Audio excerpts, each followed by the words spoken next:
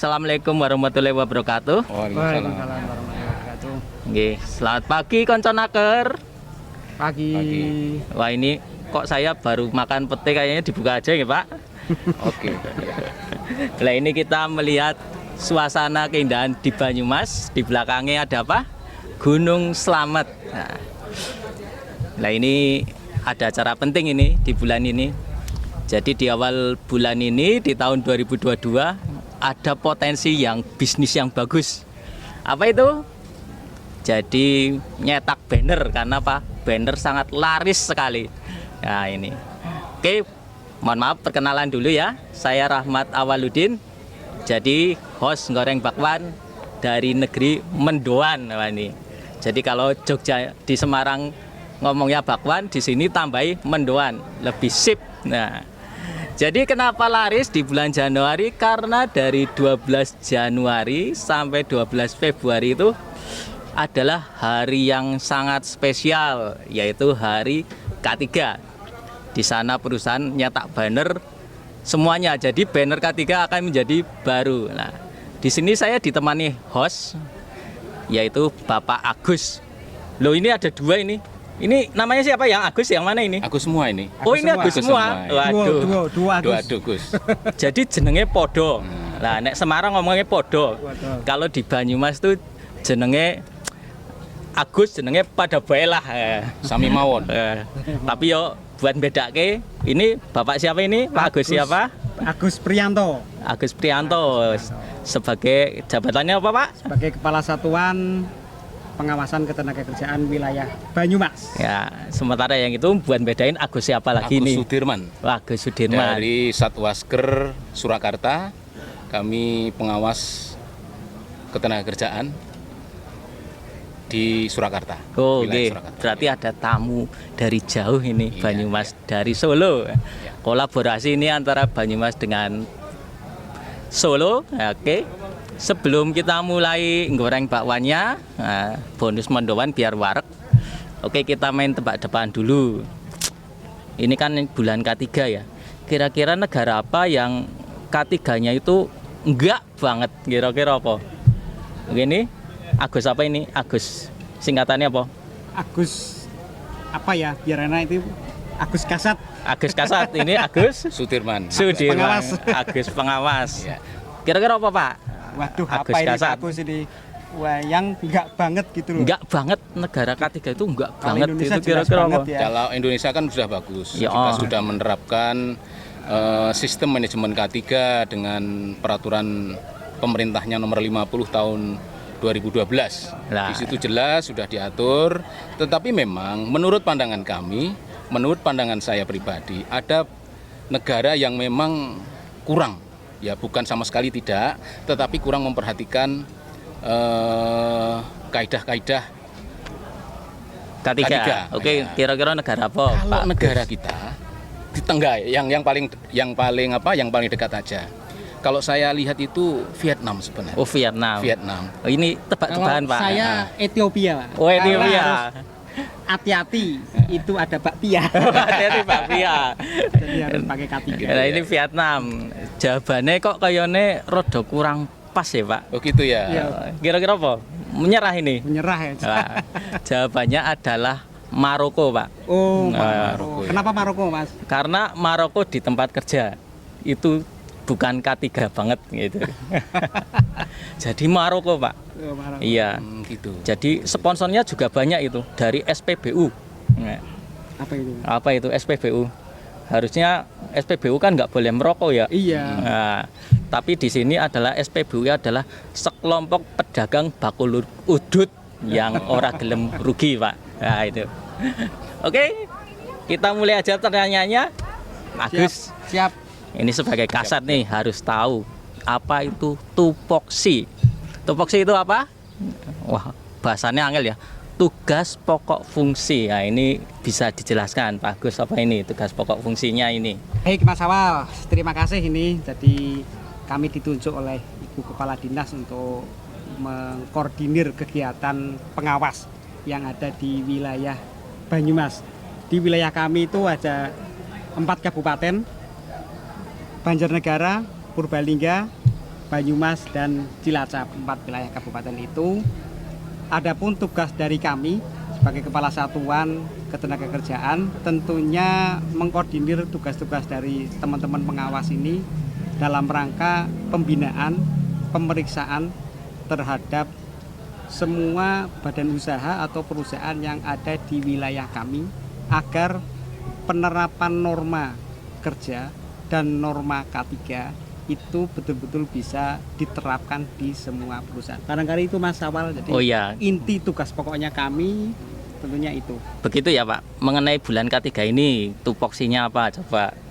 Kalau pas kebetulan ini sedang di bulan K3 ini, bulan K3 itu dimulai dari tanggal 12 sampai dengan 12 Januari sampai dengan tanggal 12 Februari. Ini sudah menjadi ketentuan umum bahwa di tanggal itu merupakan bulan K3 yang tentunya harus kita bersama-sama menyambut datangnya bulan K3 dengan kegiatan-kegiatan tentunya banyak yang bersifat promotif, edukatif, dan sebagainya. Salah satunya hari ini kita melaksanakan kegiatan kues bareng bersama teman-teman Satgas yang ada di Surakarta, ada di Dinas Tenaga Kerja Provinsi Jawa Tengah, menyambut datangnya bulan K3 ini dengan kegiatan-kegiatan yang berbentuk sosial, pemberian bantuan kepada masyarakat yang ada di sekitar wilayah Banyumas ini. Oh, begitu ya Pak. Oke, penjelasan yang cukup kayaknya banyak banget. Mungkin Pak Agus pengawas nih, Iya. tahu nggak Pak?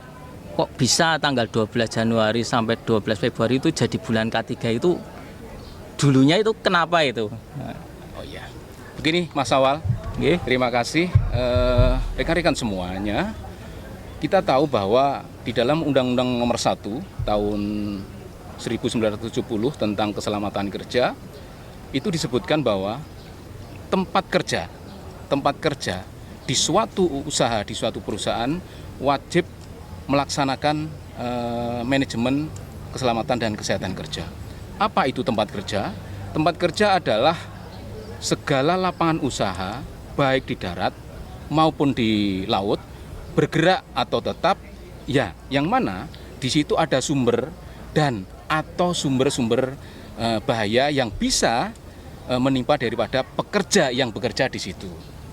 Nah, tadi dikatakan bahwa kenapa bulan keselamatan kerja kok diperingati setiap tanggal 12, begitu ya Mas Awal ya? Iya, Pak. Nah, kita tahu bahwa Undang-Undang nomor 1 tahun 70 tentang keselamatan kerja namanya keselamatan kerja undang-undangnya. Tetapi di situ memuat keselamatan dan kesehatan kerja, ya, memuat keselamatan dan kerja. Di mana Undang-Undang 1 nomor 1 tahun 1970 ini ditetapkan pada tanggal 12. Ditetapkan pada tanggal 12 Januari tahun 1970. Sehingga untuk memperingati bulan K3 kita mencari atau menetapkan bahwa tanggal 12 Januari 1970 itu sebagai penandatanganan Undang-Undang nomor 170. Saya kira itu Mas Awal. Oke. Jadi begitu ya Konconaker. Jelas ya kenapa bulannya Januari bukan bulan Agustus. Harusnya nih kan Agus jawabnya kan bulan Agustus. Kenapa? Bulan keberuntungan katanya. Karena ketika makan di warung mie ayam Pak Soleh dapat gratis air minum putih selama sebulan. Kalau nggak percaya silakan dicek bagi saudara Agus di seluruh Konconaker. Gitu ya. Oke. Dicoba dulu Pak, nanti Oke, Bapak oke. dapat air putih gratis Pak. Oke, Tak iya. jamin Pak. Iya. Oke. Oke, begitu kemudian kira-kira Pak Agus Kasat nih, kok kenapa ya perusahaan ini kok harus melaksanakan K3 itu di seluruh tempat kerja Pak? Nggak cuma di ya bagian khususnya tok, tapi harus seluruhnya. Kenapa Pak? Ya, begini Mas Awal. Jadi tadi sudah disampaikan Pak Agus ini bahwa di Undang-Undang 170 itu merupakan satu dasar aturan yang mengatur bagaimana kewajiban dari satu perusahaan dalam penerapan K3. Itu sudah diatur bahwa ada beberapa persyaratan, ada beberapa ketentuan yang harus dilakukan oleh perusahaan, karena manakala satu perusahaan tidak menerapkan Undang-Undang 170, tentunya ada punishment yang akan diberikan kepada perusahaan tersebut. Jadi kenapa wajib? Itu karena memang sudah menjadi ketentuan undang-undang. Baik itu perusahaan yang kategori kecil, menengah maupun besar. Begitu masalah. Oh, nggih, begitu. Oke, konco naker, jadi begitu ya. Kenapa semuanya harus terapkan tempat kerja? Dan kalau kita lihat sebenarnya kayak Pak Agus Sudirman ini, kalau ditanya apa bisa itu kok seluruh wilayah, apalagi ini dinas provinsi ya, itu mengawasi semuanya. Nah, ini otomatis pengawas itu pasti punya suatu trik atau ada aturan yang harus diterapkan. Nah, ini standar minimal K3 di perusahaan itu apa, Pak? Agar pengawas itu tidak harus masuk semuanya, tapi biar perusahaan itu punya tahu sendiri lah, kayak begitu. Gimana, Pak? Begitu. Begini rekan-rekan naker yang berbahagia pada siang hari ini. Memang yang namanya K3, Pak Mas siapa tadi? Mas Awal. K3 itu sebenarnya tidak hanya dibutuhkan oleh orang-orang yang bekerja di sektor resmi saja. Sebenarnya K3 itu harus kita awali, kita mulai dari diri kita, kemudian di keluarga kita, walaupun itu di rumah kita sendiri, di rumah kita itu kita harus bisa menerapkan norma-norma K3. Contoh misalnya, kita memasang kompor gas. Nah, kompor gas itu kita harus tahu bahwa bagaimana norma K3 bisa diterapkan di situ. Mungkin tangki tangkinya itu Tangki melon. tangki melonnya Ya. itu penempatannya bagaimana, kemudian cara menghidupkannya bagaimana, kemudian cara mematikannya bagaimana, cara menggunakannya bagaimana, sehingga apa, semua yang ada di rumah kita, baik kita sendiri, anak-anak kita, mungkin orang tua kita, pada saat melaksanakan kegiatan-kegiatan di rumah itu bisa selamat. Nah, berkaitan dengan apa yang namanya bagaimana mekanisme norma-norma K3, terutama norma-norma K3 bisa diterapkan di perusahaan. Kita tahu bahwa yang namanya jumlah perusahaan yang ada di Jawa Tengah kita tahu ada 50 kabupaten, 54 ya, kira kurang lebih 53 atau 54 kabupaten kota. Kalau satu kabupaten saja itu rata-rata 500, berarti kita itu se-Jawa Tengah, seprovinsi Jawa Tengah itu sekitar 25.000, gitu ya? Iya. 25.000. Sedangkan pengawas kita, Pak Agus, pengawas kita itu se-Jawa Tengah sebanyak 156. Nah, itu nanti 3-5 tahun yang mendatang udah pensiun semua, Pak. Nah, habis. Kemudian masih dikurangi lagi. Dari 156 itu, yang spesialis K3 itu hanya sekitar 30%. Hanya 30%. Sehingga efektif melakukan pengawasan ke perusahaan-perusahaan yang ada di Jawa Tengah ini memang diperlukan mekanisme manajemen yang baik. Kita tahu bahwa ada peraturan Menteri Tenaga Kerja nomor 33 ya, yang telah direvisi nomor 1 tahun 2020 atau 21 itu. Kita sudah dijelaskan bagaimana cara mekanisme melakukan pemeriksaan di tempat kerja, sehingga kita tidak susah-susah untuk tahu bahwa perusahaan itu melanggar.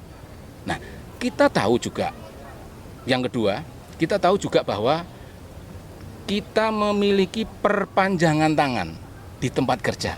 Apa itu perpanjangan tangan di perusahaan? Yang itu tugasnya sama dengan kita. Kita melakukan pengawasan, ditaatinya norma-norma K3. Apa itu? Di sana ada lembaga P2K3.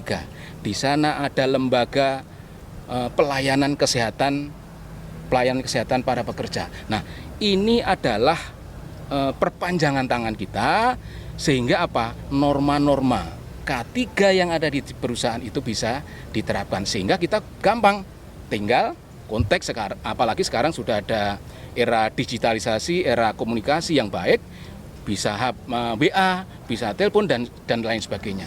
Bisa langsung di video, di foto dan lain sebagainya. Sehingga kita secara efektif bisa memonitor tentang ditaatinya norma-norma K3 di perusahaan. Begitu Mas Awal. Oke, Ya. jawabannya komplit banget, top lah. Sementara itu di Satwasker ini kan pasti punya pelayanan K3. Kira-kira yang dilayani K3 di Satwasker itu apa Pak Agus Kasat nih kira-kira?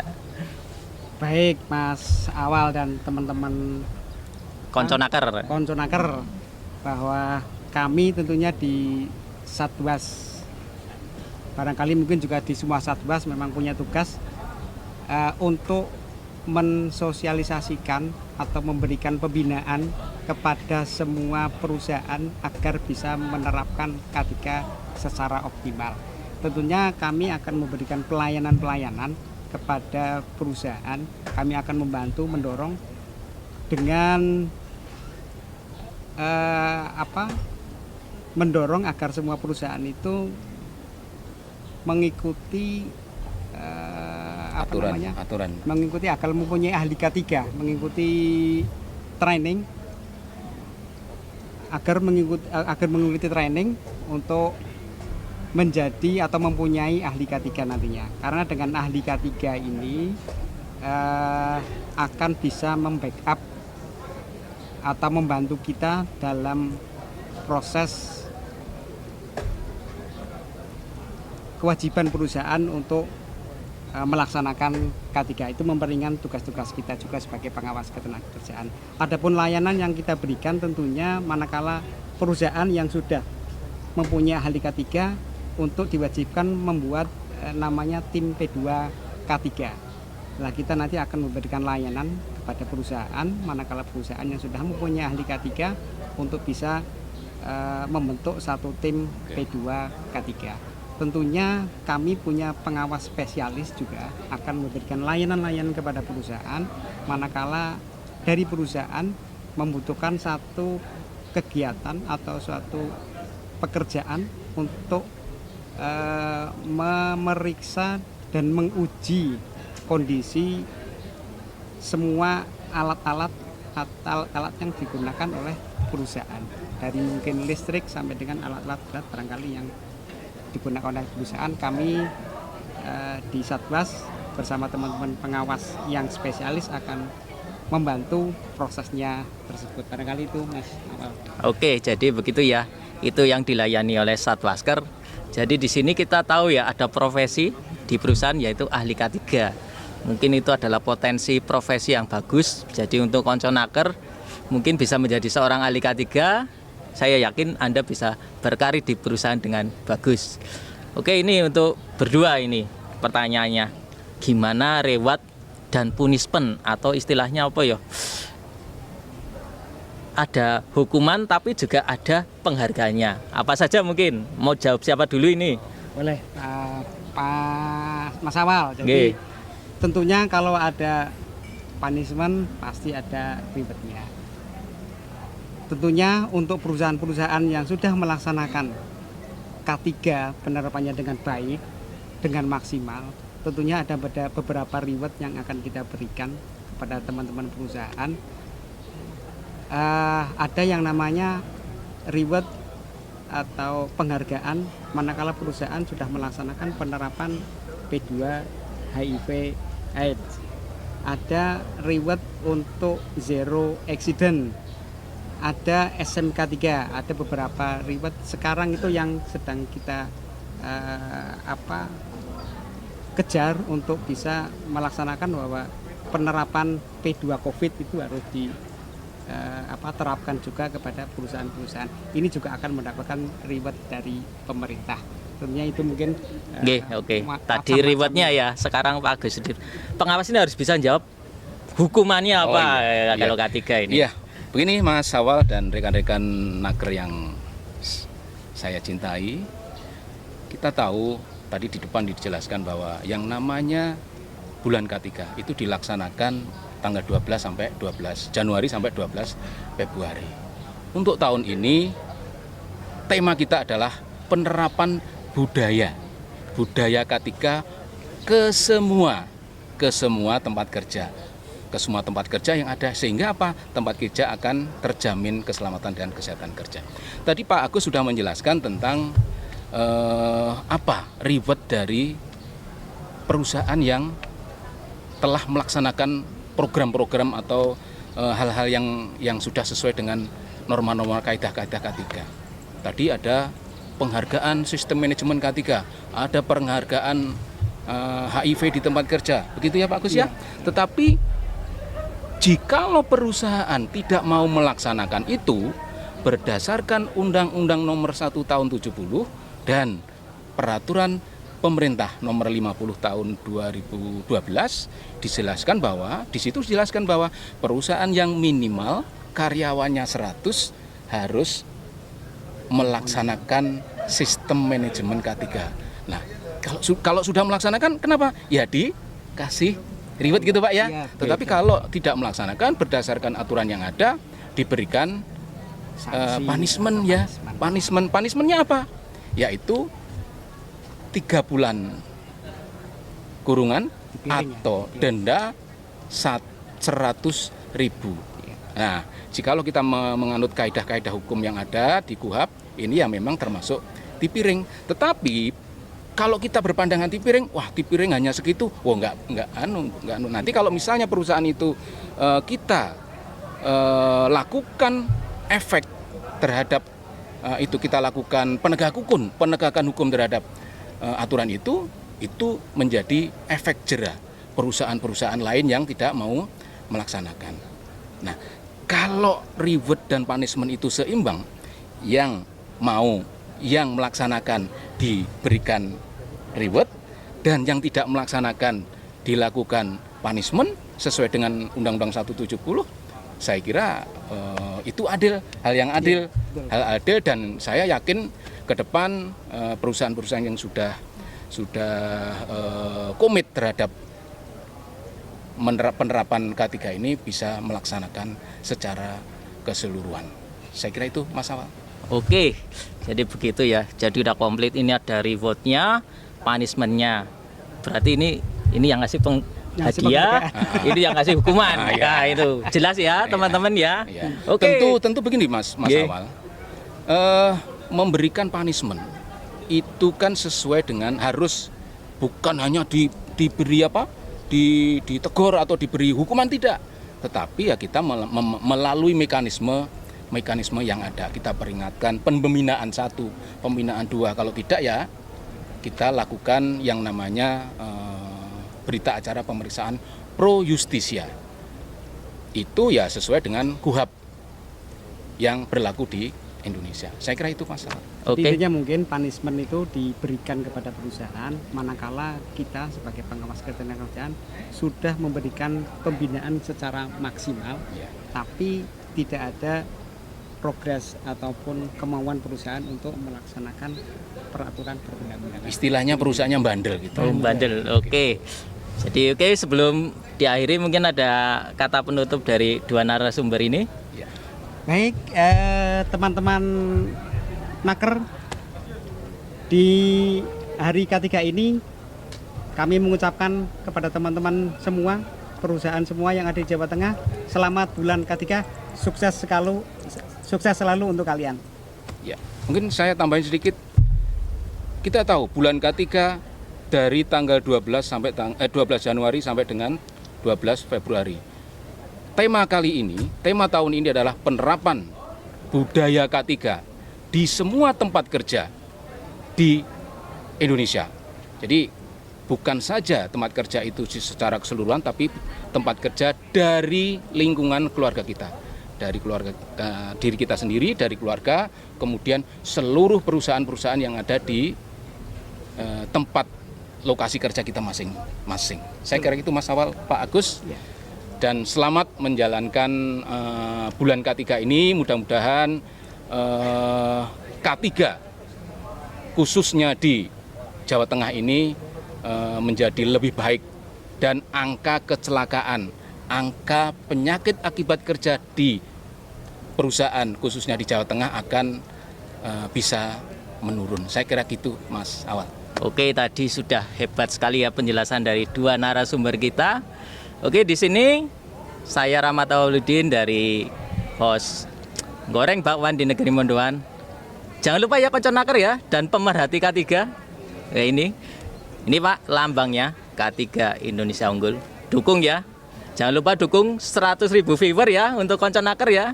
Dan pemerhati K3 di sini saya harapkan pemerhati K3 di perusahaan dan masyarakat bisa melihat ini. Dukung sampai 100.000 viewer agar kita bisa main lagi ke Negeri Mondoan. K3 Unggul, Indonesia Maju. Wassalamualaikum warahmatullahi wabarakatuh. Sukses. Selamat ya, sukses selalu.